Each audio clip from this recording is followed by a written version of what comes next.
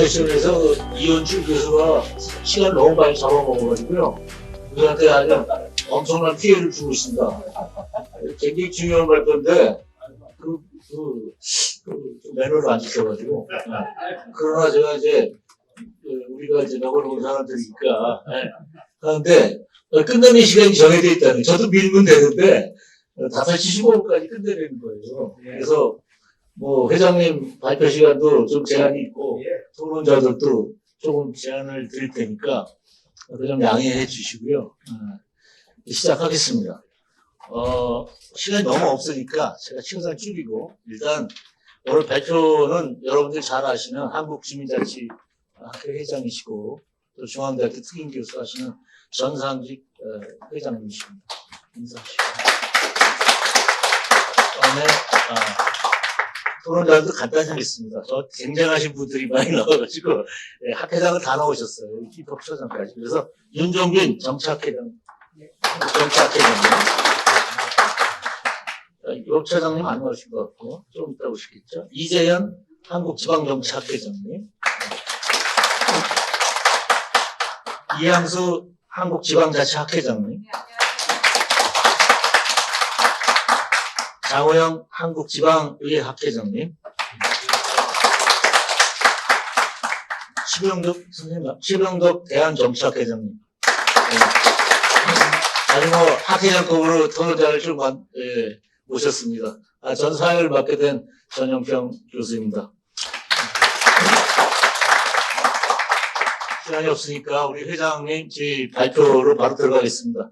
발표는 25분 내로 해주시기 바랍니다. 예. 우리 앉아있을까요? 어떻게? 네, 앉아있겠습니다. 저쪽에. 사장님, 시간 걸리니까.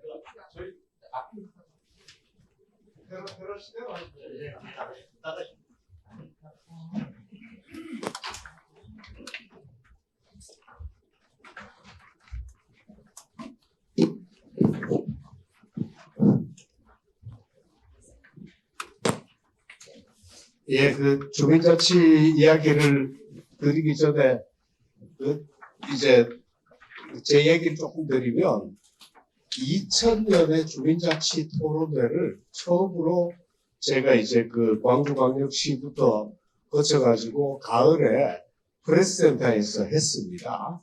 그때 주민자치 때 발제를 했던 게 김대환 노동부 장관, 이제 토론했던 게 박원순, 최열 장원, 이제 지은희 여성단체연합 대표, 이렇게 했는데, 그때부터 지금까지 제가 하는 얘기는 동어 반복이 25년째 계속되고 있습니다. 이 이야기는 아무도 알아주지 않는다는 이 답답함이라는 것 표현을 드리면서 25년째 하는 똑같은 얘기 다시 하겠습니다. 네. 여기서 의정고도화 문제가 나왔는데요. 저게 고도화 문제가 어떤 게 걸리냐면 대의 역량의 문제입니다. 대의 역량의 문제하고 또 전문성 문제인데 이 두 개 문제를 근본적으로 파고드는 토론회를 이제까지 한 번도 본 적이 없어요. 대의하자면 어떻게 해야 되는가라는 기본적인 시스템이 나오는 걸 본 적이 없어가지고 이걸 주민자치로 얘기하면 공론장 같은 개념인데 이제 좀 진도가 나갔으면 좋겠다 싶은 생각이 들면서 제가 드리고 싶은 얘기는 이제 어디든지 간의 문제는 개인과 집단의 문제입니다. 사회 문제. 여기서 이제 개인과 집단의 이 문제에서 이제 개인은 사적 자유를 가지고 있고 집단은 공적 자치를 해야 되는데 이 두 개가 충돌할 수가 있습니다. 충돌할 때 어떻게 해야 되냐면 이제 공론장을 만들어서 수기를 해서 이제 가능한 한 이 충돌 요인을 제거해 달라는 게 이제 모든 학자들의 주문인데 우리가 그걸 충실히 이행하느냐 제가 보기에는 싹 무시되고 있다고밖에 볼 수 없고요. 그 현장이 이겁니다. 자, 우리가 시도나 시군구의 단체장 선거, 지방의원은 선거합니다. 주민 소환, 주민 발언, 주민들도 있습니다. 그렇지만 읍면동이나 통리는 직접민주제도, 간접민주제도 모든 정치적인 행위가 다 금지가 되어 있습니다. 이런 아주 기괴한 현상을 이제 우리는 당연한 걸로 받아들이고 있는데 중국도 사실은 읍면동장 선거합니다. 자, 공산주의도 하는 선거를 우리가 왜 못하느냐? 그리고 이제 이런 문제가 나옵니다. 읍면동장이 이제 시장이 있고 국가 있고 사회 있고 거기서 입법행정사법 중에서 지방행정사무관이 읍면동을 전체를 총독으로 지배하고 있는 이 읍면동이 잘 된다 그러면 나는 이게 노벨상감입니다. 잘 될 리가 없습니다. 어떻게 망쳐지는가 하는 거는 뭐 이미 사회학적으로 뭐 문화학적으로 지리학적으로 인류학적으로 수도 없이 발표가 되어 있습니다. 근데 우리가 뭐 알지 못하고 있을 따름입니다. 자, 이 문제를 오늘 다뤄보겠다는 얘기고요. 자, 들어가면서 드리고 싶은 얘기가 알고 짓는 죄가 더 중요하냐, 모르고 짓는 죄가 더 중요하냐. 서구의 전통으로는 모르고 짓는 죄는 처벌할 수 없다고 되어 있습니다. 그런데 동양 불교에서는 모르고 짓는 죄가 더 커요. 이놈을 알려가지고 고쳐야 돼. 알고 있는 놈은 고치기만 하면 되는데 모르는 놈은 알려주는 게 더 하나 든다고 그래가지고 더 그런 얘기가 있는데 모르는 게 면책은 아니다. 이런 이야기를 드리고 싶어서 이제 했고요. 자, 국가와 지방과 근린이 있는데 이게 지금 저걸 슬라이드를 없애버렸다. 그죠? 네. 이런 얘기입니다. 자치는 자기가 하는 자치가 있고요. 자연적으로 우리가 다달아야 되는 인격이 완성되는 이제 자연이라고 했는데 이 자치가 있고 집단 생활을 할 때 우리가 해야 되는 행동 규범으로서 자치 이 세 가지가 있습니다.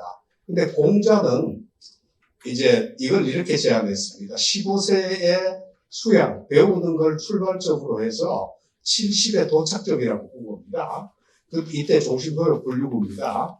이렇게 가야 되는 이 과정 30, 40, 50, 60에는 이 집단 치리, 지역적, 사회적 규율이나 합의 제도가 이루어지고 거기에 배워가는 원리입니다. 이 원리를 주희는데 이렇게 했습니다.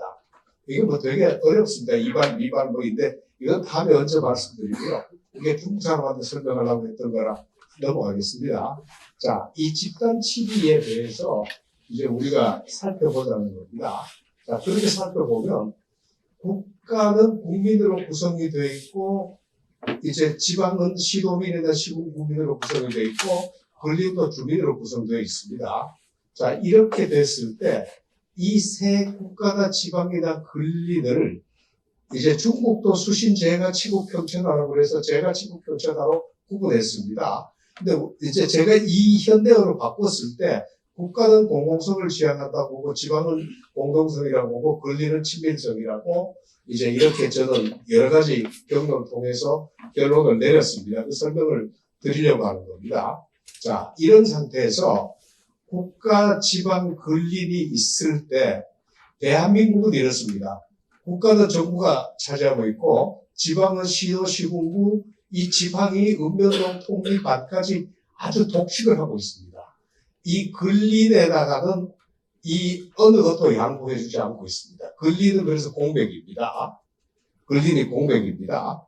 자, 이 공백이니까 자연스럽게 친밀성이 날이 가면 갈수록 감소하고 있다는 말씀드리고요. 자, 이런 상황에서 읍면동 이건 조금 애매한 겁니다. 나중에 말씀드릴게요.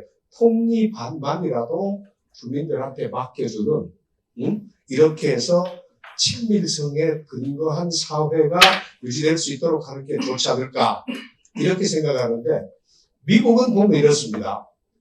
근린에서 주민들이 지방 합의해서 주민자치단체 만들고 지방자치단체 만들고 국가 만들었습니다. 상향식으로 만들어졌습니다. 자, 그러면 유럽은 이제 어떻게 했느냐는 문제입니다.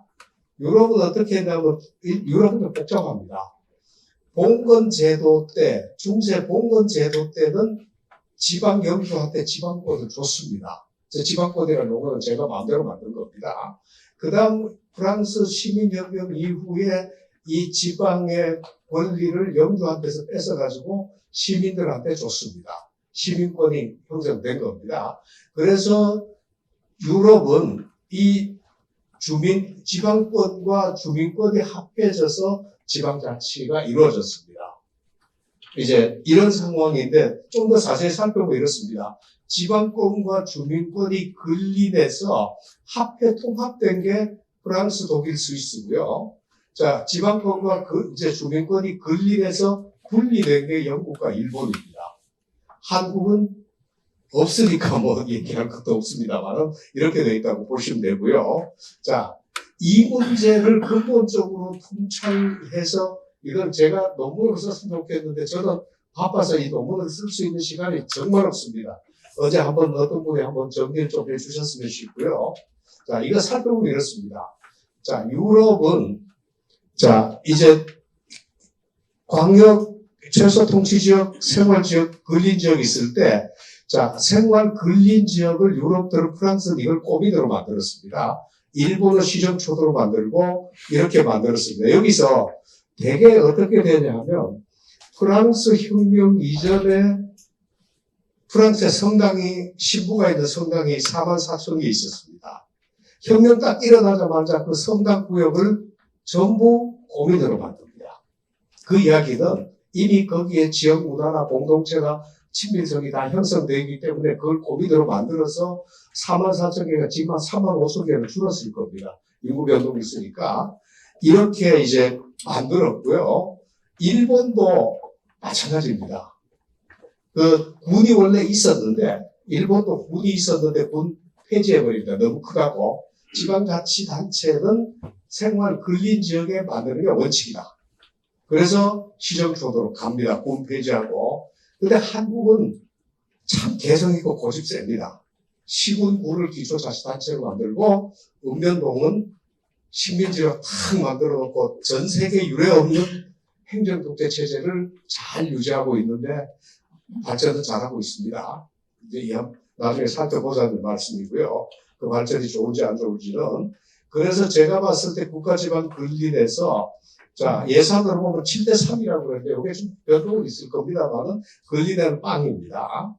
그 명칭으로 주민자치회가 있지만은 주민은 얼씬도 못하게 하고 자치는 아예 불가능하게 하는 혹세무민의 제도만 있을 따름이다라고 엄청 분노스럽게 얘기하는 거는 25년째 하다 보니까 나중에 분노만 쌓였습니다.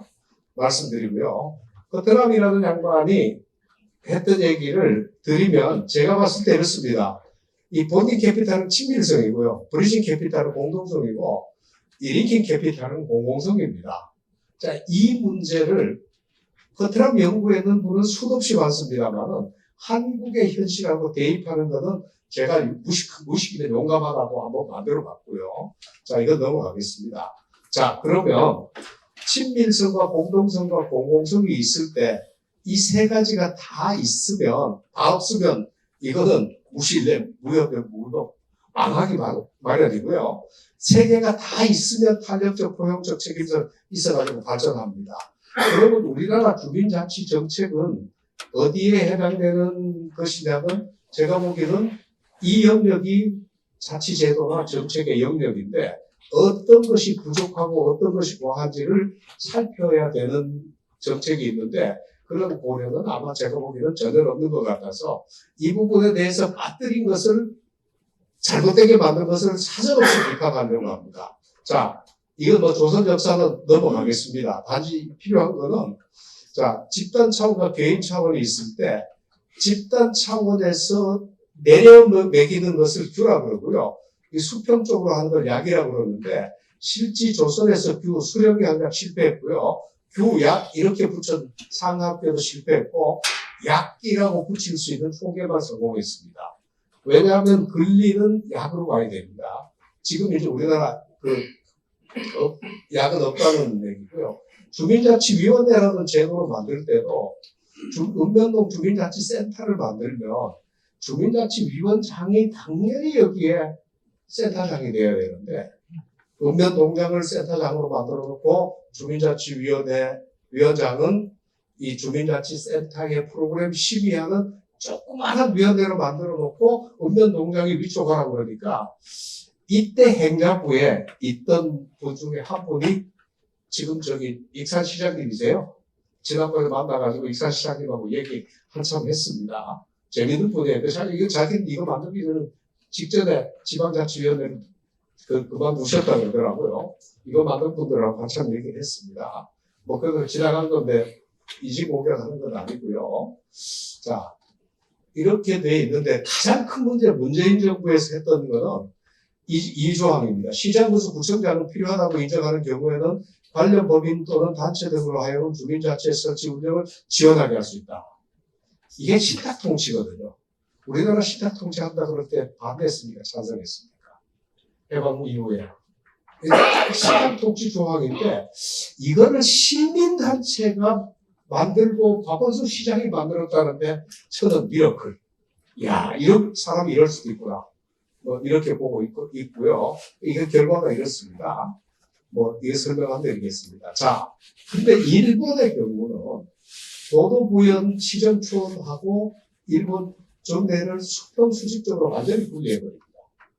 분리해놓고 지원합니다. 합해놓고 지원하느냐, 분리해놓고 지원하느냐, 이거는 자치를 하느냐, 지뢰를 하느냐는 그 관리길입니다. 자, 이런 상황에서, 자, 이제 우리나라 조례를 평가해보면, 이제,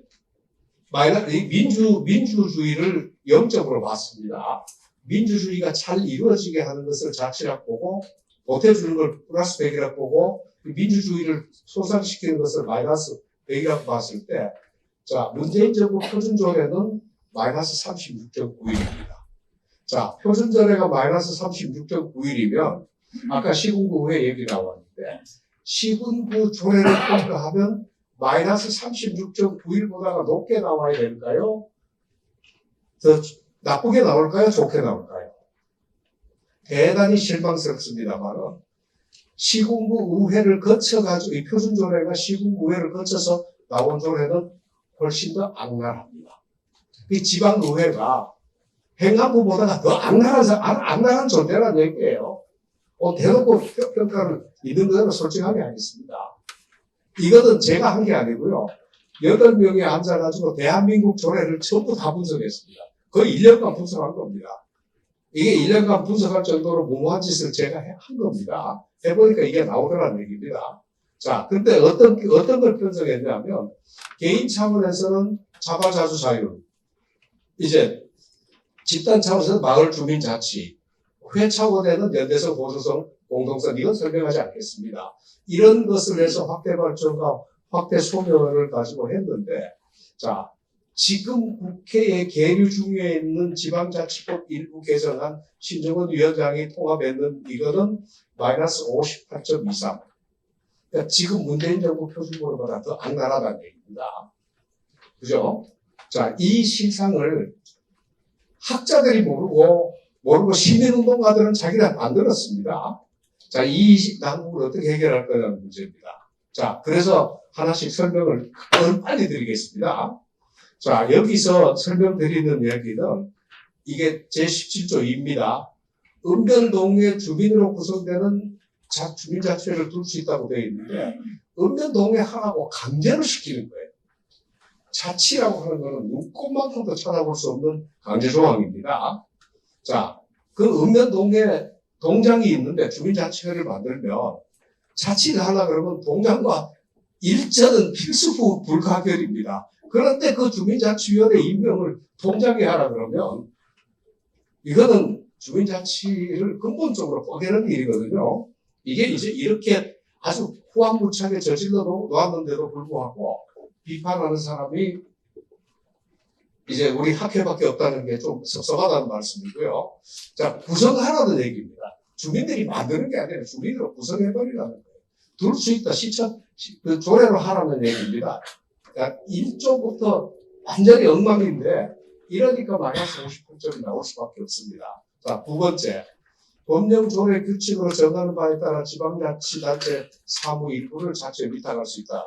이렇게 되어 있는데 여기서 가장 걱정되는 건 뭐냐면 수탁하는 사람이 거부할 수가 없어요. 조례를 만들어가면 그러면 해야 됩니다. 자, 이게 자치 조례인가요? 자치 법입니까? 나는 참 신기하다. 얘기를 할 수밖에 없고요. 자치회의 자치위원이 있고 조례 정하는 바 시군구장 위촉 이 세 가지가 있는데 자치회는 회원이 원칙입니다. 국어학적으로 봐도 그러고 사단법적으로 봐도 그러고 모든 게 회원이 원칙인데 갑자기 위원으로 강제를 해버려요. 법이. 이게 무슨 폭력인지 나는 모르겠습니다. 회원 없애. 위원으로 해. 이게 인민위원회라고 한때 비판을 받던 게 이런 내용입니다. 또 조례로 정하는 바에 따라가지고 시군구장 위촉한다. 이 이야기는 시군구장이 위촉한다는 얘기는 앞에 주민자치위원을 해도 폭력이지만은 위원을 선발하거나 선정하는 절차가 있는데 이 절차도 주민한테 안 주겠다는 얘기예요. 주지 않고 조례로 정하는 바 그러면 이거는 시군구의회는 100% 본인들 속셈으로는 시군구의회가 선발하겠다 하고 싶지만은 그랬다가 욕먹을 것 같으니까 시군구장이 선발한다. 이렇게 해버리면 주민자치 아니고 그냥 관변단체 하나 만드는 겁니다. 이 조항이 정말 악랄한데 이 조항을 중국 사회학자한테 보여주고 한국에 이어 있다 그랬더니만 야, 너네도 우리하고 우리보다 더 낫다고 할 게 아무것도 없네. 공산당의 영도하에 있는 우리 조직이다, 너네 조직이다 똑같다는 얘기를 들었습니다. 자치회는 기능 수행을 위하여 협의체를 구성할 수 있다. 이게 문제입니다. 지금까지 제가 25년 동안 시군구 협의회 보면 협의회 이 사람들은 자기네들이 협의회장이 이취임식도 할 능력 없고 주민자치위원들을 모아서 교육할 능력도 없고 의사도 없고 아무 역량이 없습니다. 이걸 만들면 현재는 시군구 협의체는 단단 공무원 하부 조직입니다. 이걸 만들어 놓으면 앞에 시민단체 하부 조직이 될 게 뻔하고 이 하부 조직이 되면 볼리바리안스 차베스가 했던 베네수엘라 시스템이 언제든지 가능해집니다. 이런 게 있고요.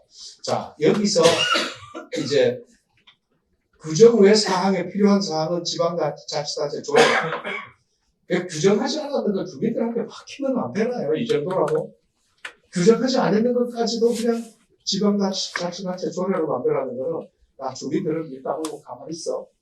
자치회가 아니라 이건 복종조례, 복종법이야. 라고 하는 그런 내용들입니다. 좀 전에 주민자치회는 주민자치회로 인정하겠다. 이 이야기는 아까 말씀드렸던 문재인 정부 표준조례로 만들었던 주민자치회를 그대로 합법화시키겠다는 거예요.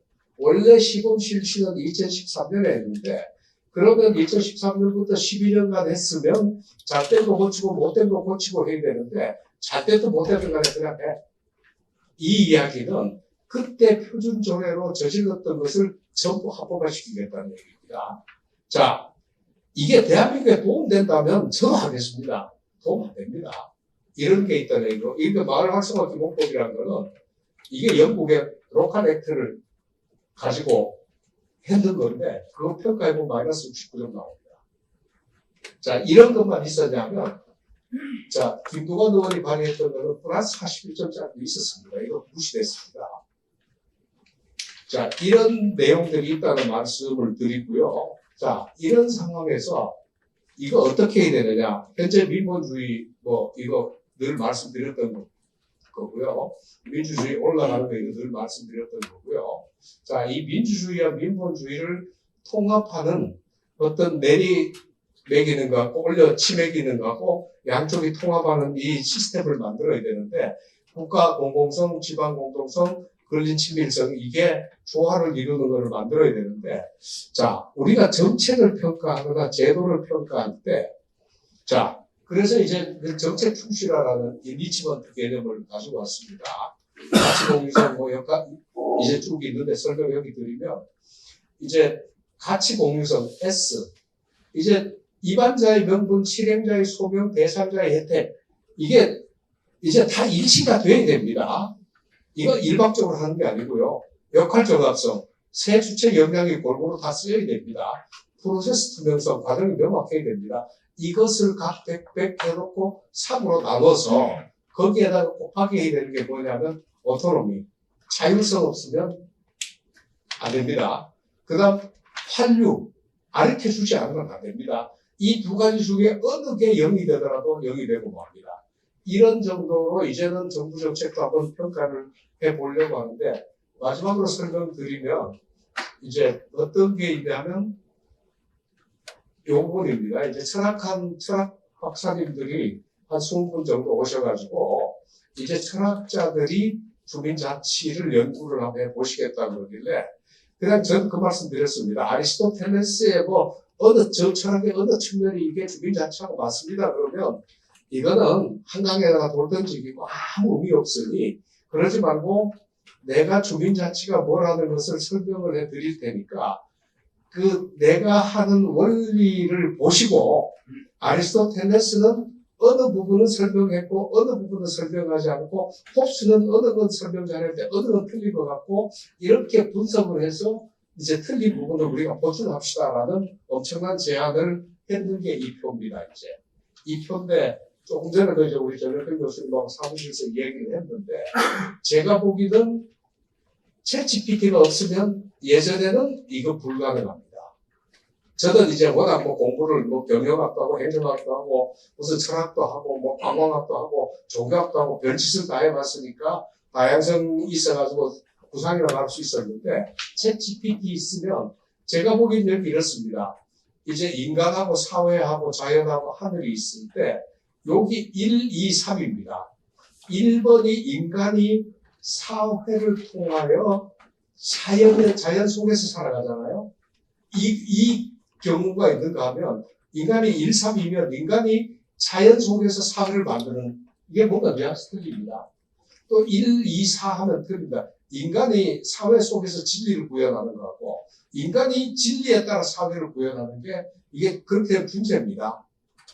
이제 1, 3 이제 인간이 사회에서 진리를 구현한다 그러면 이거는 근대입니다. 이제 근현대입니다. 지난번에 뭐 철학 회장님이 오셔가지고 근대 현대 철학 얘기를 했는데 바로 이야기입니다. 이런 것들을 우리 철학하는 선생님들하고도 해보자 그랬지만은 다른 선생님들하고도 이제는 대한민국에서 미국 철학도 프랑스 철학, 독일 철학 수입하지 말고 우리 철학 만들어서 수출하자. 저는 이렇게 무모한 얘기를 이제 앞으로 실천하려고 마음먹고 있습니다. 너무 시간이 오래된 것 같아서 여기까지만 설명드리고 마치도록 하겠습니다. 고맙습니다.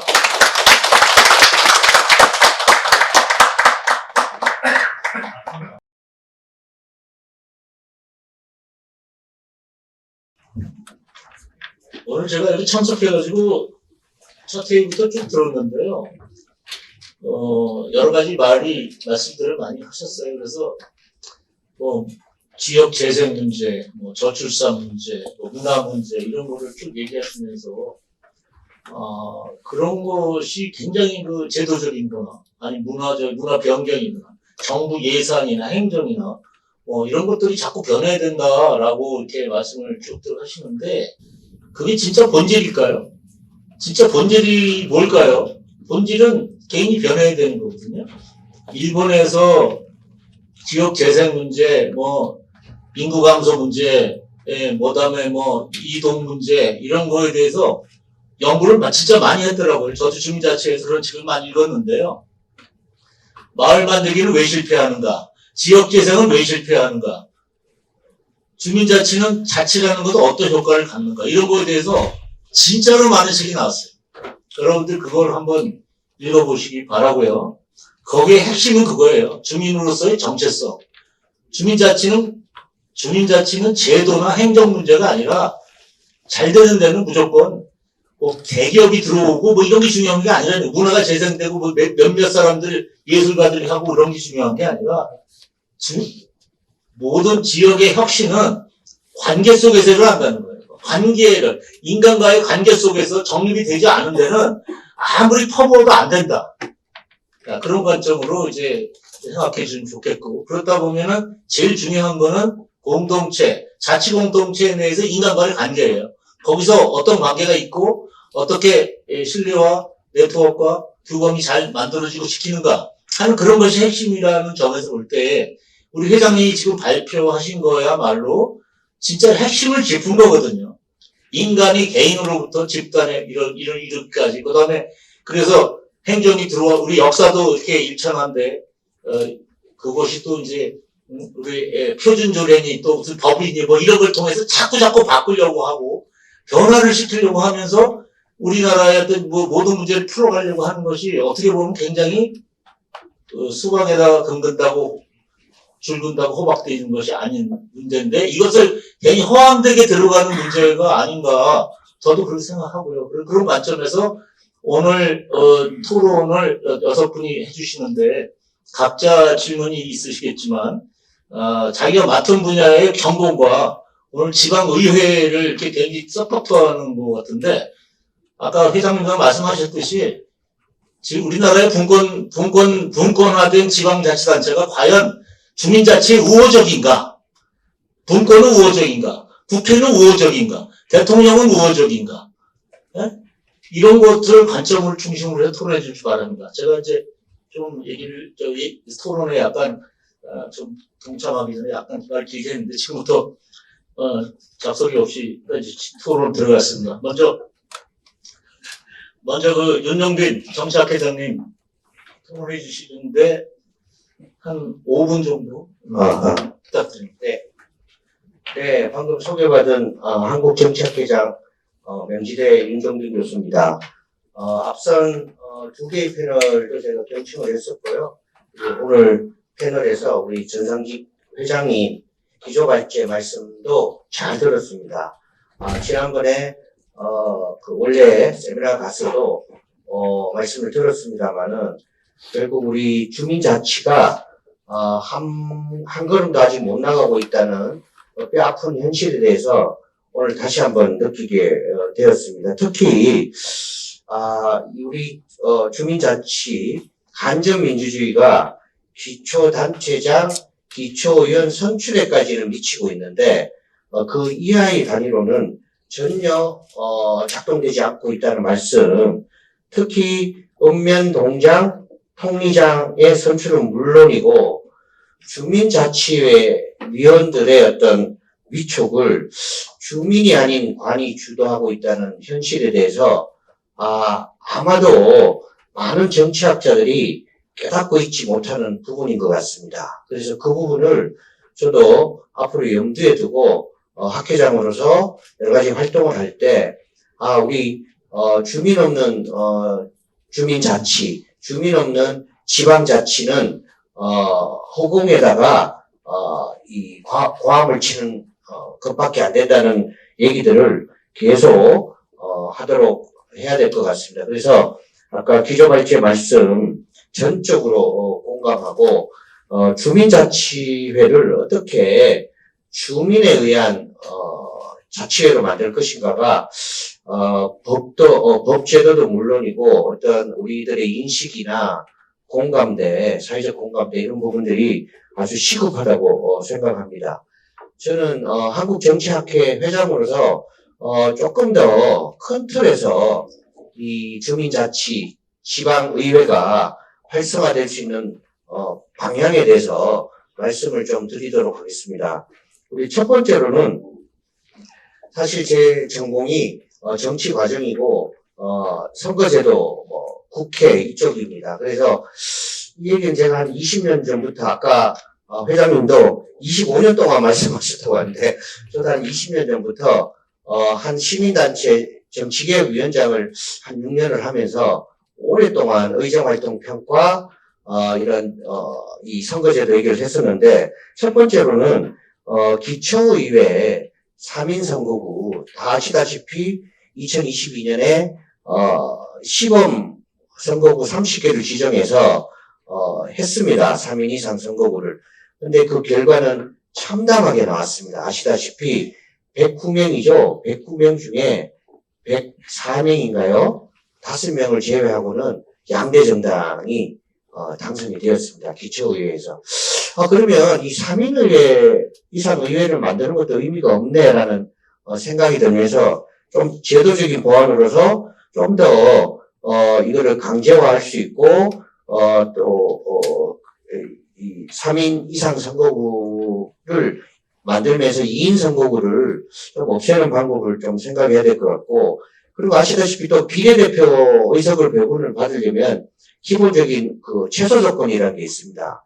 그것도 조금 3% 이하로 낮춰서 좀 뭔가 새로운 세력, 새로운 사람들이 우리 지방 자치에 많이 투입되어야만 우리 주민 자치도 좀 더 새롭게 변화할 수 있지 않을까 생각됩니다. 시간이 많지 않아서 이제 두 번째로는 공천 시스템 개혁입니다. 조금 전 패널에서 도기욱 경북도 의원님께서 이 정당 공천 때문에 너무 줄서기가 심하고 이 동공천이 나타날 수밖에 없는 구조다. 이를 말씀하시면서 굉장히 뼈아프게 말씀을 하셨습니다. 그래서 이 부분에 대해서도 학회 차원에서 좀 더 새로운 대안을 마련해야 되지 않을까라는 생각을 합니다. 세 번째로는 결국은 우리 지방선거가 이제 6월 3일입니다. 다가오고 있습니다만은 이게 결국은 정책 선거가 돼야 되는데 아직도 중앙선거의 대리전 역할을 하고 있습니다. 물론 현직 정부와 현직 대통령에 대한 평가가 필요합니다. 중간 평가가 필요합니다. 그럼에도 불구하고 지역 고유의 어떤 쟁점이 부상하고 토론될 수 있는 그런 분위기를 만들어야 될 것 같습니다. 마지막으로 개헌입니다. 이게 우리 정치가 승자 독식, 우리 양대 정당이 너무 주도를 하고 있기 때문에 개헌을 통해서 뭔가 권력을 분산시키고 책임을 공유할 수 있는 좀 다수제가 아닌 합의제 정치 구조를 만드는 것이 시급하다고 생각합니다. 그 와중에 지역 균형 발전이나 주민자치도 활성화될 수 있다고 생각합니다. 네, 이상으로 마치겠습니다. 예, 감사합니다. 다음으로는 이향수 지방자치학회장님 좀 잘 아실 테니까 좀 하시고, 우리 입법처장님 좀 준비하시고요. 네. 예, 반갑습니다. 저 건국대학교 이향수입니다. 사실은 전상직 회장님 발제는 일찍이 여러 번 저희가 경험을 해서 내용을 여러 번 숙지를 했음에도 불구하고 오늘도 또 제가 들으면서 또 새롭게 또 여러 가지 것들을 느끼게 됩니다.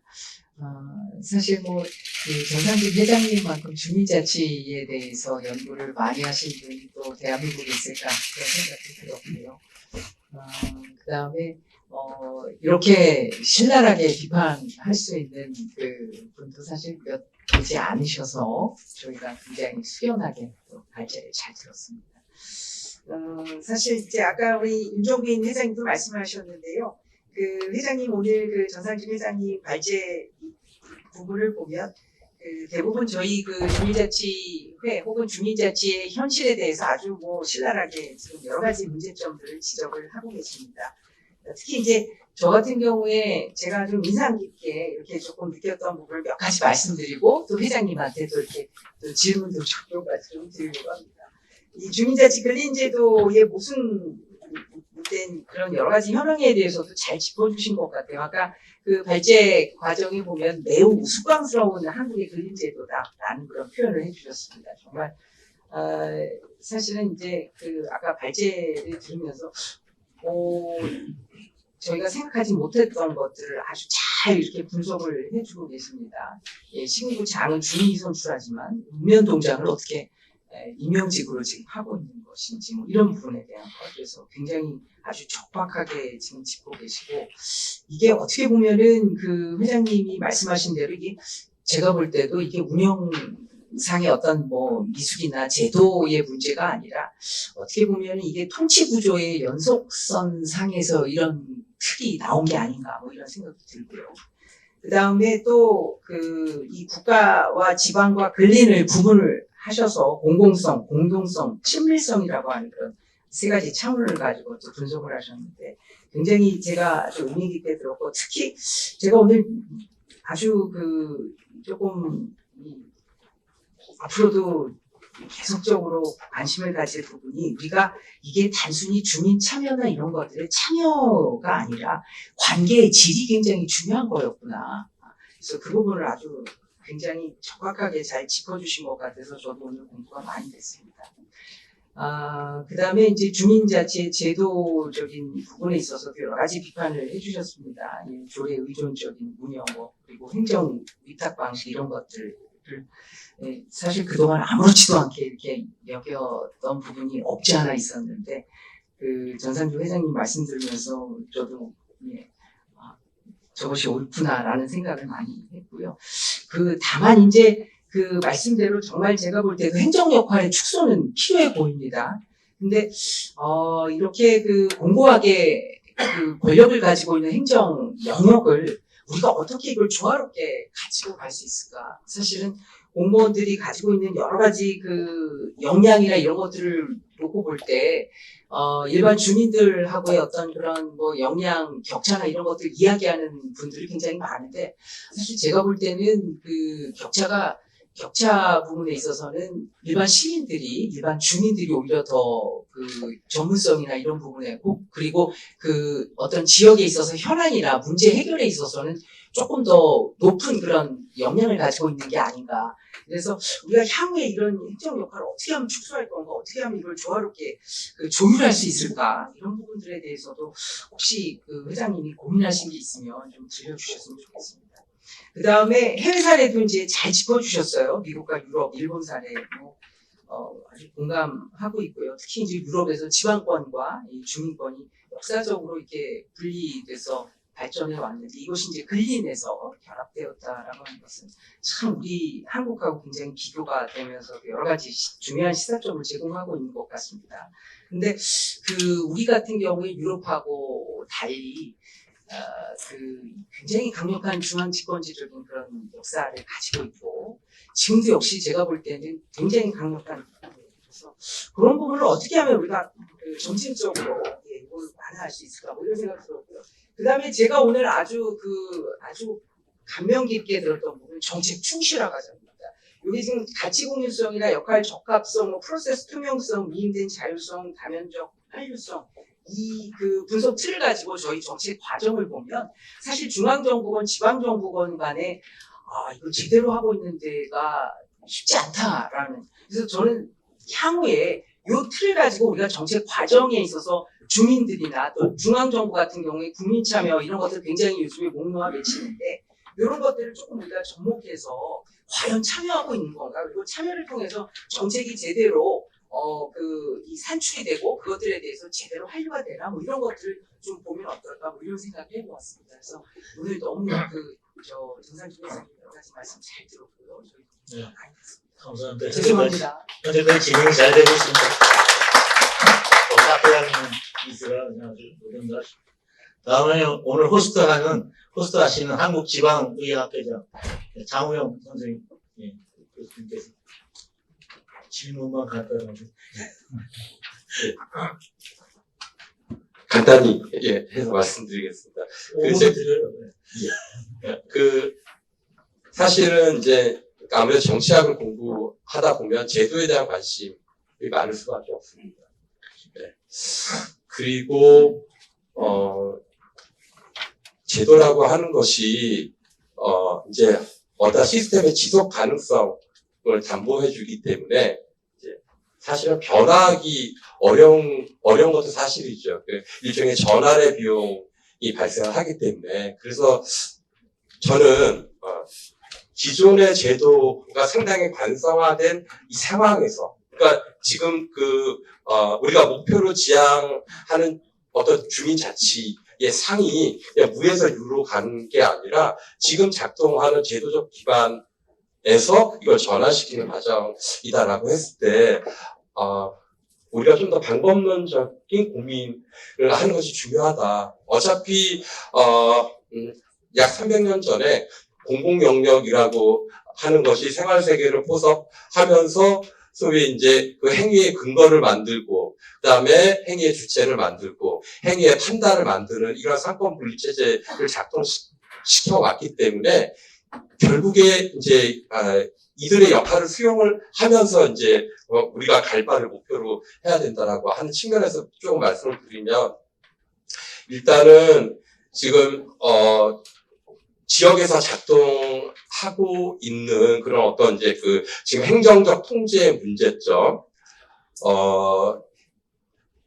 이제 그리고 대의기구는 일종의 에이전트가 아니라 권리 행사자로 또 역할하고 있다는 점, 이제 이런 것들을 감안해야 하겠다. 이제 그래서 주민자치의 권한이 확대되기 위해서는 기존의 타 주체들이 행사하고 있는 제도적인 기능을 환수하고 재분배하는 이런 과정이 있기 때문에 상당한 디테일이 필요할 것이다. 그래서 이제 운동이라고 하는 측면도 있고, 그 일종의 제도의 디자인이라고 하는 것들이 함께 맞물리면 좋겠다라는 생각을 늘 하고 있습니다. 그리고 이제 또 한 가지 말씀을 드리면, 제가 이제 이 근린의 세계에서는 사실 고민을 거의 이제 해본 경험이 없는데, 전상규 회장님 항상 발표 강연을 들으면서 새롭게 각성하는 바가 있습니다. 그런데 여기서 이제 방법론적인 고민이 또 한 가지가 있는데, 이게 통립한 수준에서는 소위 미니 퍼블릭들이 작동할 수 있다고 생각을 합니다. 그래서 어떤 이제 다른 공중들하고 이렇게 어울릴 수 있는 이런 토양이 그래도 한국 사회에서는 존재한다고 보는데, 읍면동 수준은 사실은 그러니까 이게 행정체제에 의한 식민화도 있지만 기성의 토라든지 정치적인 기득권이 작동하는 이미 그 세계이고, 사실 그 대의가 작동하는 것도 선거구라든지 뭐 행정이라고 하는 것들도 그 기반에서 이제 이루어지고 있기 때문에 이 문제는 어떻게 해결을 할 것인가. 그래서 아니면 통립한 수준에서만 우리가 이제 어떤 목표를 달성해야 할 것인가, 이제 이런 이제 어떤 의문점들을 가지고 있습니다. 그리고 마지막으로 제가 이제 이제 토론을 시작할 때 제도적인 이제 어떤 지속 가능성에 대해서 말씀드렸는데, 그래서 이 부분이 이제 사실은 이제 현행 지방자치법을 재구조화하는 문제하고 떨어질 수 없다고 생각을 합니다. 지방자치법이 지금 보면 주민참여제도는 있지만 자치에 관한 이 규정이 없습니다. 했을 때 자치특별법 형태의 제도적인 어떤 조직화가 필요하지 않을까. 그리고 지방의회도 지금 현행 법상으로는 대의하고 의결하는 기관입니다. 하지만 지방자치법 자체가 지방자치단체의 지방의회를 분단하고 규정함으로써 또 집행기관이 대의와 의결을 통제하는 이 논리적 모순을 좀 함께 해결하면서 가면은 이제 그리고 두 집단이 또 함께 연대할 수 있지 않을까, 이런 생각을 해봅니다. 이상입니다. 감사합니다. 부분만 정확하게 잘 짚어주셨습니다. 다음에는 이재현 한국지방정치학회장 코멘트 해주시죠.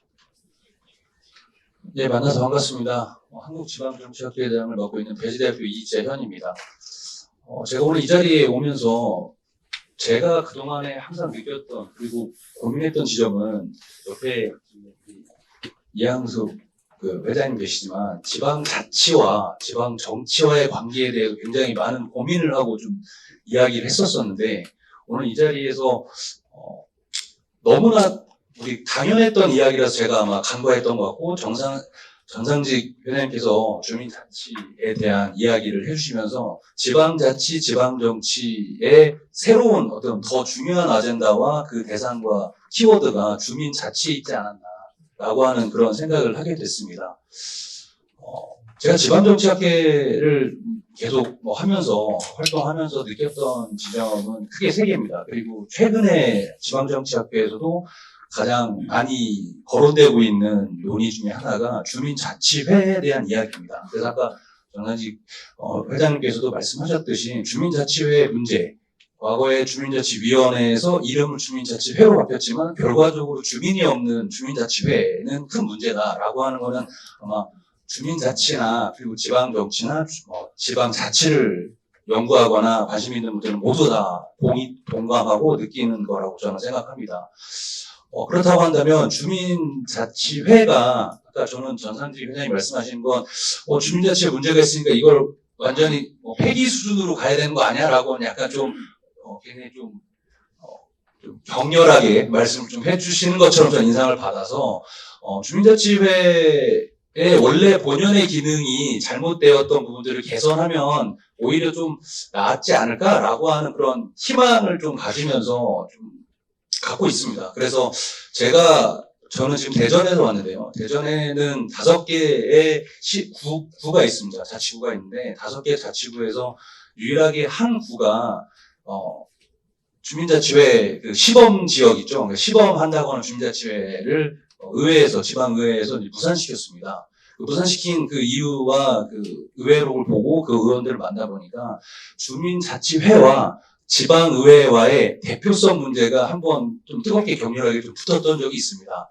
그러니까 다시 말해서 오늘 이제 마지막으로 이야기하는 지방의회와의 관계도 그걸 좀 우리가 조정해야 될 필요가 있다라는 생각이 좀 드는데 어쨌든 주민자치회라고 하는 가장 우리 세포처럼 가장 그 끝에 말단에 있는 주민자치회를 어떻게 하면 이걸 적극적으로 활용할 수 있는가라고 하는 거는 새로운 보완 제도로서 그 두 번째로 말씀드리고 싶은 게 이제 시민의회 제도라고 하는 게 지방정치 쪽에서도 좀 많이 논의가 되고 있습니다. 근데 시민의회라고 하는 것 자체가 아까 말씀드렸듯이 지방의회와의 중첩성 그리고 대표성의 문제가 여전히 해결이 되지 않고 있기 때문에 시민의회는 제 개인적인 생각이고 연구하는 차원에서 본다면 주민자치회의 시민의회의 어떤 또 소프트웨어로서의 제도가 탑재돼야 할 필요가 있겠다. 그게 아마 말씀하셨던 주민총회와 관련된 것일 것입니다. 근데 주민총회도 저도 그 참여를 해보거나 했는데 최근에는 주민총회를 좀 약소화시키는 것 같습니다.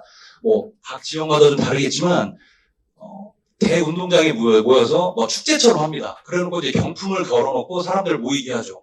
그래놓고서 의결한다라고 하는 부분을 그냥 선포하듯이 하고 끝내버리고 그냥 아이들 내려와서 이렇게 데려와 놓으면 주민이 동원되고 주민이 모이는 것까지는 좋은데 너무나 좀 수기의 과정이 좀 빠져있다라고 하는 차원에서 시민회의 논점과 그런 이슈와 어젠더를 던지면서 한 번 정도 좀 자극시킬 필요가 있지 않을까 이런 생각이 들고요.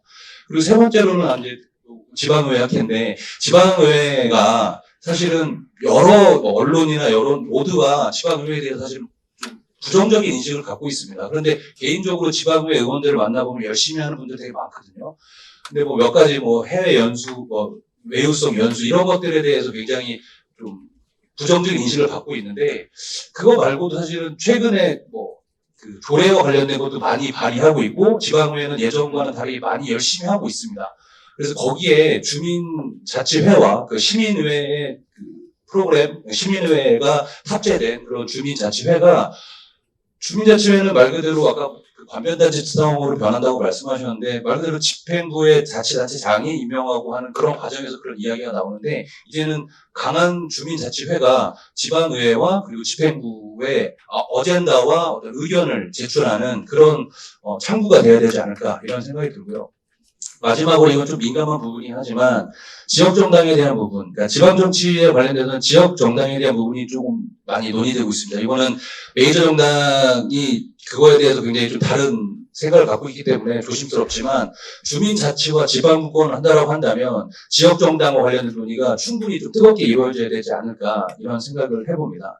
그래서 마지막으로 아까 전상직 회장님이 말씀하셨던 제가 좀 인상 깊었던 점을 말씀드리면 자율성과 피드백 이 어느 하나가 0이 돼도 그건 정책 충실성에 점수를 받을 수 없다라고 하는 점에서 우리는 자율성의 제도는 충분히 지금 부족하다고 말씀하시는 분도 있겠지만 이번에 정부 개정된 지방자치법에는 자율성에 대한 부분은 많이 탑재를 해놨습니다. 그게 결정권에 대한 부분인데 그 결정권에 대한 부분은 지방자치법 제4조에 나와 있는 좀 되게 민감한 부분을 또 말씀드리는데 기관 구성을 다양화할 수 있다라고 하는 그 조항 자체가 주민자치회가 활성화되고 지방의회와 자치단체가 한 뜻이 돼서 맞는다고 한다면 이제는 기관 구성 또한 다양하게 말 그대로 주민자치회를 통해서 다양하게 진전시킬 수 있는 하나의 제도가 되어 있다는 겁니다. 그런데 문제는 피드백의 부족. 우리가 주민자치회에서 다시 한번 위에 결정권이 올라가서 다시 밑으로 내려오는 이 피드백의 순환 과정이 그 대동맥 같은 혈류 같은 경우에는 주민자치에 우리가 말하는 주민이 될 것이고요. 그 주민에 대한 관심이 우리 모두가 이번에 한 번씩 다 말씀해 주는 지점 같습니다. 감사합니다. 네, 감사합니다. 제가 월간 주민자치 편집인을 하고 있습니다. 근데 오늘 코멘트가 너무 좋아서 특별히 회장님들을 오늘 생각을 잃어버릴 전에 글을 써가지고 저희 잡지에 투고해 주시면 소정의 원고료와 함께 실어드리겠습니다. 이거 제가 직업정신입니다. 그래서 지금 말씀하시고 있잖아요. 이런 거 정리해서 학 회장 해주시면 특별 기고를 해서 받아드리겠습니다. 예, 감사합니다. 최명덕 대한정치학회장님 코멘트 해주시죠. 안녕하십니까. 최병덕입니다. 대한정치학회장을 맡고 있습니다. 오늘 이렇게 주민자치 토론회와 지방의 지방자치 관련 여러 토론회에 참석했으면 기쁩니다. 일단 제가 준비한 토론문이 있긴 합니다만, 핵심만 말씀드리면 앞에 여러분들 다 말씀하셔가지고, 중국대 내는데 사실 저는 이걸 듣고, 대구에서는 그러면 주민자치가 잘 되고 있나를 좀 고민해봤고, 좀 찾아봤습니다. 검색해보니까 잘 안 되고 있다, 제일 나쁘다, 최악이다, 이런 결론이 좀 기사를 검색했습니다. 다른 지역에 비해서 더 안 되고 있다, 수치가 아주 낮은 수치를 보여주고 있습니다. 대구가, 대구 특히 경북이 이런 좀 행정적인 제도적 변화에 좀 늦게 따라가는 그런 사실 경험도 많이 있고 좀 늦게 반응하는 그런 측면도 있는 것 같습니다. 전상기 교수님 그 발전은 예전에 들은 적이 있지만 상당히 많은 걸 공감하고 있는 그런 사실이고요. 일단 그와 관련해가지고 제가 발전 중에서 좀 필요한 부분만 말씀드리면은 일단 주민자치회가 필요한 건 들면 사실이고요. 그게 좀 실제로 주민들이 자치를 할 수 있는 그 간접단체가 아니라 직접 운영하는 것을 하기 위해서는 그런 것들이 제도적으로 보장돼야 되는데 그게 핵심은 결국은 주민자치위원을 우리 스스로 뽑는 걸 할 수 있거든요. 실제로 그런데 우리는 그런 경험을 좀 다들 가지고 있거든요. 대표력이 저는 아파트 살고 있어가지고 아파트 동대표를 선출하고 동대표에서 많은 걸 결정합니다. 그 특히 민원에 민감하게 대응하고 있습니다. 아파트 동대표 하고 있어가지고 LBS 만날 때마다 뭐라고 말하면 좀 시원해야 됩니다. 진행하게 합니다. 그러면 일단 민원이 제기되면 논의를 하고 대응을 하는 과정이 있습니다. 이렇게 이런 경험을 가진 분들을 주민자치에 선식하든지 그다음에 주택가로 사실 보면은 이분들이 나름대로 그 자치 조직 갖고 있습니다. 생활권 단위별로 업종이 비슷한 사람들끼리 조직 갖고 있다든지 이런 분들이 실제로 우리가 일종의 직능별 대표와 비슷한 형태로 해가지고 그런 분들이 자치회에 참여할 수 있는 그런 제도적인 것들이 있다면 좀 더 실질적인 대표 자체를 구성할 수 있지 않을까라는 생각을 해봤습니다. 자, 그럼 제가 일단 이런 측면에서 말씀드리고 질문을 몇 가지 좀 준비했는데 그 중에 한 몇 골라서 몇 가지 말씀드리겠습니다. 지금 첫 번째가 걸린 자치라는 말씀하셨고 지금 사실 다른 분들이 발표하신 초강력까지 발전하는 그런 이야기가 있습니다. 이 두 가지 사이에 사실 딜레마가 있는데 바로 현재 초강력 자치단체 구성과 강력성이 강화되는 상황에서 발제자께서 강조하신 걸린 자치 실질화가 오히려 이제 이어받을 수 있다라는 생각이 들거든요. 오히려 제가 보기엔 저의 개인 생각은 우리가 이 초강력화를 하는 것이 아니라 행정은 2단계를 하고 중하고 그 실제로 소규모 단위로 나누는 게 더 효율적이지 않냐라는 생각이 사실 지금 군 단위 군이나 군이지 않습니까? 요 정도 단위로 하고 이원화 시키는 게 오히려 낫지 않냐 이런 생각을 하고 이런 것들이 주민자치에 더 가깝지 않을까 저는 이런 생각을 하고 있는데 어쨌든 지금 행정 효율화하는 것과 주민자치 이 양축인데 이 사이에서 갈등이 생기는 부분이 있습니다. 이것들을 어떻게 좀 조정할 수 있을 것인지에 대한 의견 좀 말씀해 주시면 감사하겠고요. 또 하나는 주민자치를 직접 선출한다고 했을 때 직접 선출은 민주적 정당성을 확보하기 위해서 반드시 필요하지만 사실은 투표율은 상당히 낮은 편이고 일단 거기에 직접 나서서 그런 역할을 맡겠다는 하는 사람도 좀 없습니다. 그리고 실제로 보면 이익집단이라든지 그들이 좀 우선적으로 그런 자리를 독점할 가능성도 매우 높고 그다음에 상당한 선거 비용도 들 거라고 생각됩니다. 이런 상황에서 어떻게 우리가 만약에 주민자치를 구성한다면 어떻게 대표성을 구성할 수 있을지 이런 측면들을 말씀해 주시면 감사하겠습니다. 그 외에 몇 가지 질문이 있지만 네, 한번 이 정도에서 마치겠습니다. 네, 감사합니다. 왜 이분만 박수를 치세요? 전부 다 박수 치셔야지. 저기, 잠깐 말씀드리면 주민자치로 노벨상을 받은 사람 있잖아요. 엘리노 오스트롬이라는 사람이 제3의 일이죠. 우리가 정부와 시장이 해결하지 못하는 있잖아요. 환경 문제, 기후변화 문제, 공공재 문제를 진짜 주민이 해결하면서 그 동네 자치적으로 해결함으로써 비용과 이런 걸 다 아끼면서도 있잖아요. 세계적인 환경 문제 이런 걸 해결하죠. 그래서 노벨상 경제학상을 행정학자가 받은 거예요. 정책학자가. 그런 저 보면은 우리가 주민자치라는 거 회장님만 지금 주장하는 게 아니라 이미 그걸 디펜스 할 수 있는 게 제3일로서 나와 있어요. 근데 그런 거를 우리가 그리고 그 사람이 오스트롬의 남편이 더 유명한 사람인데 그분이 말한 게 퍼블릭 초이스. 다시 말해서 우리가 특별시 시도 합해가지고 큰 거 만드는 거 왜 이렇게 좋아해요? 그 시댁이 뭡니까? AI에 가서 쳐보세요. 특별시도 통합해서 무슨 시댁이 있냐 그러면 그냥 사회보장 조금 더 이런 거밖에 없어요.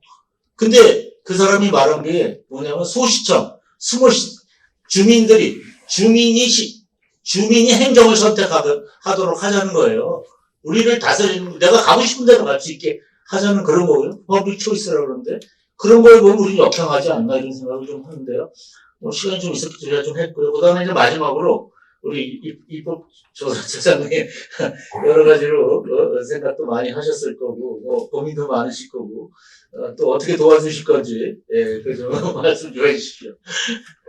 예, 이 문제를 오랫동안 고민하셨던 분들의 또 발제와 토론을 잘 들었습니다. 사실 저는 이제 이 문제 전문가는 아니고요. 다만 이제 제가 좀 말씀드리려고 한다면 제가, 국회에서 좀 근무를 했었고, 그 다음에 행안부에서도 좀 근무를 했었고, 총리실에도 있었고, 또 이제 지방에서도 좀 근무를 했습니다. 지금 이 입법조사처에 와 있는데요. 이제 그런 여러 가지 과정 속에서 이제 제가 좀 느꼈던 또 고민했던 바가 있고 해서 조금만 말씀드리겠습니다. 크게 한 세 가지 될 것 같은데 첫 번째는 이제 우리가 지방자치라는 말을 많이 쓰게 되는데 저는 사실 자치를 연구하는 사람은 아니고 제 전공은 대표 연구라서 반대 레프렌테이션에서 반대인데 근데 이제 그런 부분에서 좀 균형을 잡자면 우리가 자치라고 말할 때 자치를 생각하면 대부분의 한국의 유권자나 시민들은 행정자치 쪽을 많이 생각할 것 같아요. 자치라고 하면 지방자치 그러면은 이제 지방자치단체에 그러면 이제 상권의 행정자치권을 주로 얘기하는 거죠. 근데 이제 다른 한편으로 보면 주민자치의 측면이 있는 것 같습니다.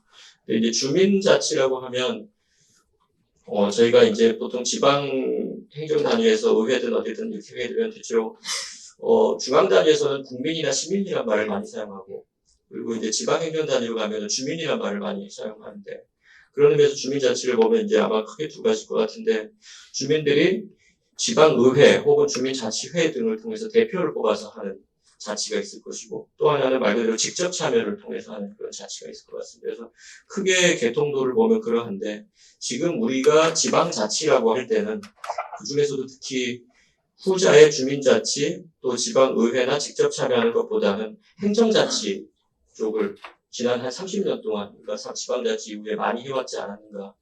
그리고 이제 그런 부분들이 다소 불가피한 면이 있다고 하더라도 이제 그 불균형을 좀 해소해야 되는 시기가 아닌가라고 하는 생각도 좀 들었습니다. 그래서 우리가 지방자치의 다양한 측면에서 그런 자치의 균형점을 새로 마련하자라고 하는 측면이 있을 것 같고요. 또 다른 한편으로는 지방자치가 그렇게 행정단위로서 오래 해왔기 때문에 해온 결과 우리가 얻은 것이 2019년에 수도권 인구가 국가 전체 인구의 절반을 넘어버린 것이죠. 지방자치 열심히 했다고 했는데 이렇게 지역 간 불균형이 심각해졌다고 하는 것은 말 그대로 행정 중심의 자치, 그 다음에 중앙정부의 귀속된 자치의 한계, 결국은 이제 그 균형 발전조차도 탑다운 방식으로 진행되었던 그런 문제들, 이런 부분들이 좀 그런 구조적인 원인의 어떤 결과는 아닌가를 좀 생각해 볼 필요가 있을 것 같고요. 다른 하나는 또 역시 우리 자치라는 말을 했을 때, 이거 셀프 거버먼트, 셀프 룰인데, 그건 한자로 봐도 똑같은 것 같습니다. 다스릴 치자를 쓰니까. 그런데 보통 우리가 주민자치회의 성격에서도 좀 고민이 되지만, 예를 들면 존 스튜어트 밀 같은 사람이 그 대표를 생각할 때는 팔리아먼트를 얘기하거든요. 그러니까 팔리아먼트라고 하는 거는 그 대표 기구라기보다는 말하는 기구, 논의하는 기구, 이제 그 팔리아먼트의 이제 그런 의미인데, 결국 이제 아마 밀 같은 대의정부를 쓴 밀 같은 사람이 공략했던 것은 행정을 집행하는 단위가 있고 그들에게 무엇을 집행해야 될지를 논의하는 단위가 있다는 것인데, 그것이 이제 말 그대로 전근대 사회는 없었다. 근데 근대 사회라고 하는 것은 그 행정 어드미니스트레이션 하는 사람들에게 뭔가 지시하는 사람이 단순히 킹이 아니고 사람들이 모여가지고 토론을 해서 어떻게 행정을 해야 된다고 하는 것을 지시해줘야 되는데, 그것이 이제 더 이상 왕 개인이 아니다. 그럼 누가 할 것이냐? 그래서 이제 팔리아먼트가 나온 것인데, 그런 의미에서 보면 주민자치라고 했을 때 이 주민자치 기구는 실행기구라기보다는 논의기구에 가까웠다고 하면 그 정체성을 예를 들면 수기와 심의성을 어떻게 더 높일 것인가 하는 차원에서 그러면은 이 주민자치의 개념을 조금 더 발전시키는 것이 어떻게 보면 자치 의미에 맞지 않겠는가 하는 생각을 조금 해봤습니다. 그다음에 다른 이제 두 번째 큰 주제로 그 주민자치가 근데 지금 갖고 있는 여러 가지 어려움 혹은 딜레마는 어떤 것이 있을까 좀 생각해봤는데, 하나는 이게 주민자치를 열심히 지원하면 성장할 것이다라고 생각이 우리가 보통 많이 드는데, 잘 알다시피 지원을 많이 받게 되면 자율성이 저하되겠죠. 예. 그러니까 이제 어떻게 보면 주민자치를 정부가 많이 지원해야 된다, 국가가 많이 지원해야 된다. 이제 이게 어떻게 보면 약간의 덫일 수도 있겠다라는 생각이 좀 들어서 지원을 많이 할 것인데, 제가 보기에는 지난 몇십 년 동안 어쨌든 지원을 많이 하는 것으로 주민자치를 활성화하자 그러면은 그래 지원을 많이 해달라는 얘기지 이제 이렇게 되는데, 어떻게 보면 오늘 말씀도 대체로 그쪽인 것 같습니다. 이제는 권한을 확대하는 쪽으로, 지원보다 권한을 확대하는 쪽으로 이렇게 방향이 좀 가야 되지 않는가라고 하는 말씀들을 많이 하셨던 것 같고, 또 다른 한편으로 이제 오늘 중요하게 말씀 주신 것이 이거를 제도화를 자꾸 하게 되다 보면 여러 가지 경직성이 생기고, 앞서서 몇 분 말씀하셨지만 또 토론 자료도 있지만 행정권과 생활권이 사실상 분리되는 과정에 있는데, 행정 중심으로 자꾸 제도화가 되면 지원을 많이 받고 제도화되면 좋을 것 같지만 권한도 줄어들고 실질적으로 아까 우리 발표에서 아주 중요하게 또 논의되셨던 근린이라고 하는 개념이 좀 멀어지는 듯한, 필연적으로 그럴 수밖에 없는 문제가 생기는 것 같습니다. 그래서 이제 만약에 근린 중심으로 우리가 이 부분을 생각한다면 이제는 주민자치에 대한 지원을 확대하고 하거나 아니면 체계화나 제도화를 높여야 된다라고 하는 방향에서 조금 더 바꿔가지고 근린 중심으로 이제 고민을 하고, 근린이라는 표현을 이제 제가 생각하기에는 다른 쪽으로 생각해 보니까 근린의 힘이라고 하면 근린의 힘이 왜 이렇게 약할까 상대적으로? 그러면은 이건 우리가 생각하는 시민사회 개념으로 보면은 미시적 시민사회의 부재 혹은 허약성 같은 것이 좀 한국에 존재하고, 근데 어떻게 보면은 우리가 7, 80년대에 한국의 시민사회가 크게 성장했지 않습니까? 그런데 그거는 말 그대로 국가의 어떤 억압성 같은 것을 이제 이렇게 뚫고 나온 부분이 있는데, 그런 차원에서 보면 아까 장원 선생님도 생활세계 얘기도 하셨고, 우리 동대표의 말씀도 하셨는데, 저는 그런 부분들에서 미시적 시민사회의 어떤 토대는 조금 마련되어 있고, 동대표 회의도 진행하고 있는데, 그런 부분이 이제 근린이라고 하는 우리 그 주민자치의 어떤 영역으로 잘 연결이 안 되고 있는 것은 아닌가. 그래서 그런 부분들을 좀 볼 필요가 있다는 생각이 들었습니다. 마지막으로 최근에 이제 행정통합 관련해서 이제 핫한 주제니까 그것과 관련해서 이제 좀 시성 있는 부분 조금 말씀 하나 드려보면, 이렇게 행정통합을 좀 하게 되면 몇 가지 변화가 있을 것 같은데요. 지금 만약에 행정통합이 지금 현재 논의하는 단계에서 이루어지면 지금 제일 좀 문제되는 혹시 이제 변화가 있을 만한 부분들이 광역시의 구들일 것 같습니다. 광역시의 구. 지금 도 단위의 이제 시군들은 예를 들면 독자적으로 어느 정도 예산 협상을 중앙정부하고 하는 형태이거든요. 그러니까 예를 들면은 경상남도의 모든 군의 예산을 경상남도가 대표해서 하지는 않습니다. 그러니까 군 단위, 시 단위에서 이제 중앙정부하고 직접 이렇게 예산 협의를 하기도 하고 합니다. 근데 우리 광역시의 구들은 그렇게 하지 않습니다. 광역시의 그들은 광주의 구들은 광주시가 대표하고 대구시 같은 대구시의 구들은 대구시가 대표해서 이렇게 중앙정부와 예산 협의를 막 하고 그러는데 이게 통합이 되면 지금 봐서는 광역 단위의 이 구들이 이제 자체적으로 그런 협의를 하게 될 가능성이 상당히 높아 보이고 그 한편으로 보면 일거리도 늘어나고 대신에 자율성이 좀 커질 것 같습니다. 그러면 이 빈틈을 이게 제가 보기에 좀 기회일 수도 있을 것 같거든요. 그래서 이제 대도시의 구들이 지나치게 행정 중심적인 것보다는 약간의 자율성을 좀 더 갖게 되는데 이 상황에서 자치 역량과 책임성을 같이 높이는 방식으로 주민자치가 어떻게 결합할 수 있을 것인가 요거는 기회 요인일 수도 있다. 그래서 아마 올해 행정통합이 진행된다면 이런 측면도 한번 자세히 살펴보면은 새로운 좀 전기를 마련할 수 있지 않을까 이런 생각을 해봤습니다. 이상입니다. 예, 감사합니다. 오늘 이 자리를 빌려주셔가지고 2분 더 드렸습니다. 말씀 드리니까 굉장히 스마트하셔요. 예. 저기, 그러면 시간이 5분 남았는데, 우리 회장님이 답변을 좀 해주실 것 같아가지고, 5분 드리겠습니다. 예, 아이고, 좋은 토론 정말로 감사합니다. 잘 배워서 열심히 공부도 하도록 하겠습니다. 지난번에 제주도에 행정구역 개편 토론회가 있어서 그때 갔거든요. 그때 갔을 때 했던 얘기가 제주도 인구 60만입니다. 제주도 하나밖에 없습니다. 시군구를 설치하겠다고 그러길래 그러지 말고 45개 읍면동을 차라리 읍면동장 선거에서 준자치단체로 만들어라. 아무도 동의를 안 해요.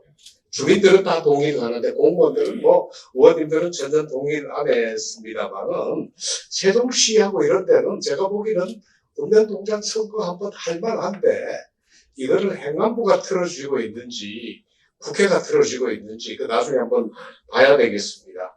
그때 이제 되게 재밌었던 얘기가 지금 비서실장하고 있는 민기 교수가 그때 와서 저한테 들고 와서 회장님 품위가 뭔지 아십니까? 제도가 사람을 모욕하지 않는 거, 행정이 사람을 모욕하지 않는 거, 국가가 사람을 모욕하지 않는 게 품위다 그랬더니만 책 보셨어요? 내가 아비사이 마갈리 거 봤다고 그랬더니만 들고 와서 정말 품위 있게 만드는 게 중요합니다. 그러길래 한번 꼭 합시다 그랬는데 그때 이후에 지금 워낙 지금 바쁘신 분이라 언제 한번 만나면 하고 있는지 한번 따지고 물으려고요. 고마워서 그런 얘기 드리는 겁니다. 장우영 교수님 말씀하시는 그게 이제 절차적 민주주의가 이게 뭐냐 하면 주민자치회를 주민들한테 만들라고 권한을 줘놓고요.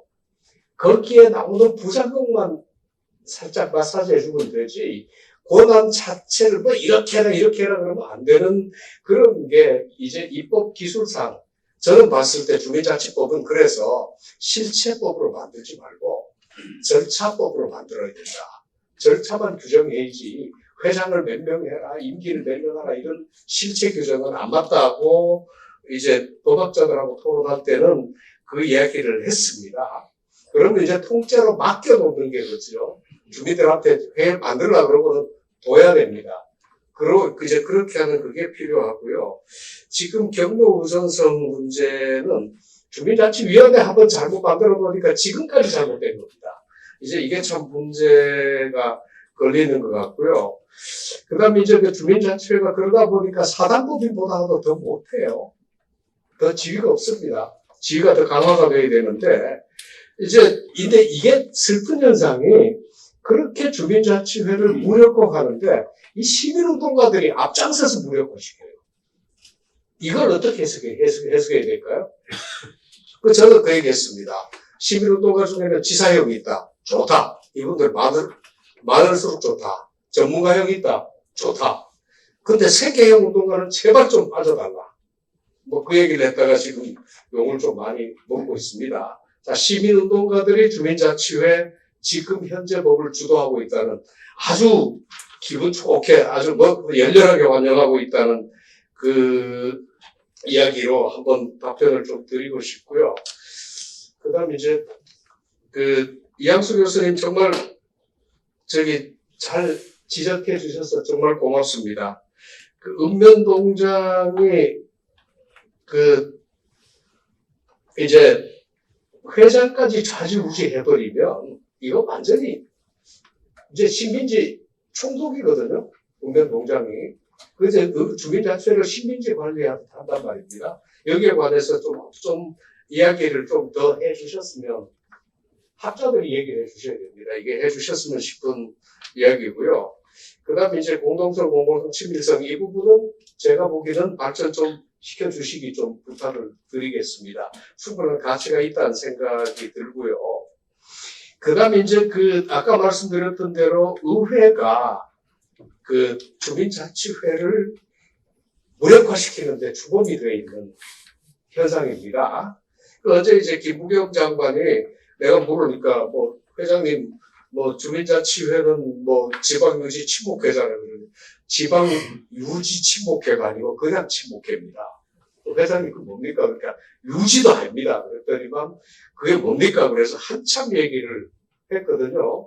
그 실상도 좀 더 파악을 해야 되는 문제입니다. 유지 정도만 돼도 제가 괜찮겠는데 유지가 아닙니다. 이제 그런 좀 말씀 좀 드리고 싶고요. 그 다음에 이제 정책 충실화는 교수님께서 잘 좀 만들어 주십시오. 지방자치학회에서 만들어 주시면 매우 고맙게 저도 심부름 하도록 하겠습니다. 그 다음 이종빈 회장님 동감해 주셔서 정말 고맙고요. 근데 여기서 하나 부탁을 드리고 싶은 게 선거제도 있지 않습니까? 그 중에서 미국 선거제도를 언제 한번 공부를 좀 하고 싶거든요.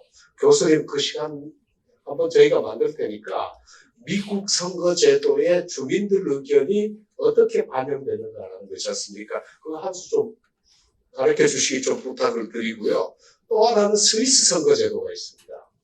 아무리 선거를 해도 갈등이 일어나지 않도록 만드는 그 선거제도가 있는데 그 선거제도도 회장님 먼저 한번 저희들한테 좀 가르쳐 주시면 이제 우리나라 정치제도도 바쁩니다만은 근린제도에도 도움 한번 이제 했으면 싶어서 간곡하게 좀 부탁을 드리고 싶고요. 그 다음 이제 이재현 교수님 정말 이제 여기서 문제가 뭐가 있냐면요. 읍면동 주민자치회장을 주민들 직선으로 뽑았을 때 읍면동장이 감당해낼 수 있을까요? 지방 의원들이 감당해낼 수 있을까요? 감당 못합니다. 시장무수 구청장 감당해낼 수 있을까요? 못합니다. 자, 그러면 읍면동 그렇지만 통리정은 리정 지금 뽑아도 아무 문제 없잖아요, 그죠? 자, 그러면 정치적인 제도를 만들려고 그러면 이 부분에 관해서 좀 더 검토를 해서 주민자치회를 행정효율을, 관리효율을 위해서 읍면동에 만들 게 아니라 정치적인 면에서는 통리에서 만들어 놓고 KG 디모크라시라도 만들었어야 되는 이런 고려들이 전혀 없었다는 그런 말씀드리고 거기에 관해서 한번 연구를 좀 해주셨으면 하는 게 제 간곡한 부탁입니다.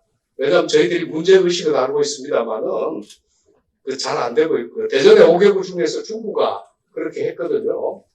근데 김재선 구청장도 잘 알고 잘 아는데 여러 군데 있는데 자, 주민자치회를 주민자치위원회로 전환을 시켰다고 하는 얘기는 이제 어느 한쪽이 옳다는 게 아니라 주민자치회가 뭐 때문에 전환됐을까? 의원들이 뭐를 불편하게 생각했을까? 그 다음 전환되고 난 뒤에 그때 토론에 제가 갔습니다. 그래서 마음대로 하시라고 그랬습니다, 이제. 그 얘기는 주민들 뜻대로 한번 해보라고 그랬는데, 단지 주민자치위원회로 돌아가서는 안 된다. 근데 위원회로 돌아갔습니다, 이제. 이런 것들에 관해서도 어떻게 보면, 의회의 권력 싸움이지, 주민들을 위한 것은 전혀 아니겠다는 이런 것들도 한번 좀 봐주셨으면 좋겠고요. 그 다음 이제 최명덕 박 회장님, 대구 주민자치는 대한민국에서 가장 엉망입니다. 그것도 제가 잘 압니다. 저기 어디 계시나? 저기 대구에서 오신 분이 한 분 계시는데 책임이 크신데 내가 좀 이따가 한번 밥 먹을 때 좀 따질랍니다. 이제 교육을 많이 하셨는데 대구는 어떻게 되어 있냐면 그때 북구청인가 이제 청장님하고 주민자치 얘기를 한참 했는데 학교 후배예요. 마음 편하게 얘기했는데 솔직히 해봐라고 그랬더니만 행정에는 도움도 안 되고 정치에도 도움 안 되고 아무 도움 안 되는 제도입니다 그러길래 주민자치가 구청장 도움 주려고 있냐? 그랬더니만 선배님 너무하십니다. 뭐 이렇게 허심탄회하게 얘기한 적이 있습니다. 근데 그런 시각이 있더라는 얘기고요. 자, 거기서도 이제 특히 이제 지금 말씀하셨던 것 중에 근린 이제 광역화 시키는 거하고 주민자치는 관계없습니다. 통일단위를 주민자치로 만드는 거는 광역화하고 관계는 없는데 자반 허태열 권경석 의원이 2012년에 이 법을 만들 때 괜히 광역화 시킨다 그러고 주민자치회라는 어떤 기능을 이상하게 부여를 해가지고 그 양반들이 잘못 뺀 단추가 이까지 오고 있는 겁니다. 그때 지방자치위원회가 가지고 망할 제도를 왜 하냐고 공개적으로 심하게 얘기했는데도 불구하고 그 권경석 의원 고집이 조금은 좀 더 셌습니다. 지금까지 하고 있다는 실패한 제도가 계속 유지되고 있다는 말씀을 드리고요. 그 다음에 이제 지역 유지나 특정 이익 집단의 독점 선거 비용 문제인데 선거 비용은 문제가 안 됩니다. 빵봉투 같이 이거 하나 들고 다녀도 한 500명 되면 충분하거든요. 선거 제도는 문제가 안 되는데 문제는 이익 집단의 독점 그러는데 제가 보기는 던파 개수로 보면 주민자치의 최저는 150명이고 그냥 맥시멈 500명 정도만 하면 됩니다. 그쯤 하면 제가 보기는 우리가 걱정하는 이런 것들은 다 없어질 것 같은 생각이 듭니다. 그래서 이제 조금만 더 말씀드리면 행정권하고 이제 처장님 행정권하고 생활권하고 분리되는 문제하고 실행기구하고 논의기구가 있는데 자 여기서 논의기구가 없으면 신뢰성이 주민들이 참여를 안 하고요. 실행기구가 없으면 성과가 없습니다. 그냥 공론장이 돼버리거든요. 자, 이것을 어떻게 하느냐는 문제인데, 제가 보기에는 이렇습니다. 이제 한국의 동남아 인력들이 자꾸 늘어납니다. 그 얘기는 뭐냐면, 이제 베이비 부모 은퇴하면서 동네 남아도는 아저씨, 아줌마, 이 동남아 사람들이거든요. 이 사람들이 엄청나게 많기 때문에 이 사람들이 여유 있는 시간에 그 사람들이 가지고 있는 경험에 전문 지식에 이런 것들을 동원해서 동네 일을 충분히 논의하고 그분들이 남아도는 시간, 능력들을 동네에 투여할 수 있도록 이 제도만 만든다면 저는 지금 한국의 주민자치가 매우 의미 있게 발전할 수 있다고 보거든요. 그런 면에서 이제 국회 차원에서 한번 제대로 논의 한번 하고 연구를 한번 해주셨으면 하는 게 제 바람입니다. 예, 마치겠습니다. 고맙습니다. 감사합니다. 전 회장님이 우리 저녁에 일용할 양식을 제공하시기 때문에 10분 좀 시간 많이 드렸습니다. 감사합니다. 네, 고맙습니다. 아까 마지막으로 아까 처장님이 지원 얘기하셨는데 돈 달라는 얘기 아니고요. 일본처럼 주민자치에서 주민이 할 일이 있어요. 회비를 내야 됩니다. 일본은 300엔을 내고 500엔을 정부 지원, 매칭으로 줘야 되는데 한국의 문제점, 일본의 주민자치는 주민 회비를 내요, 다 같이. 근데 한국 아무도 안 내고 주민세만 받아가지고 그걸 갖다 지자체장이 나눠주니까 그런 의미에서 우리가 제도로 막지 마라. 국회나 이런 여러 가지 단체들이 제도적인 악법을 만들고 표준조례를 만들어서 이상하게 만들어가지고 이 제도적인 억압을 하는 걸 벗어나자는 거지. 그런 지원을 말씀드리는 거지. 그래서 좀 세부적인 건 또 회장님 잘하시니까 하면 되겠습니다. 다시 말해서 오늘의 토론은 민주주의를 주민에게 주자는 거예요. 정치나 행정이나 운동가에게 주지 말고 주민에게 직접 주라. 할 수 있도록 그런 거였습니다. 오늘 발표 토론 영어로 이렇게 했습니다. 감사합니다. 끝내겠습니다.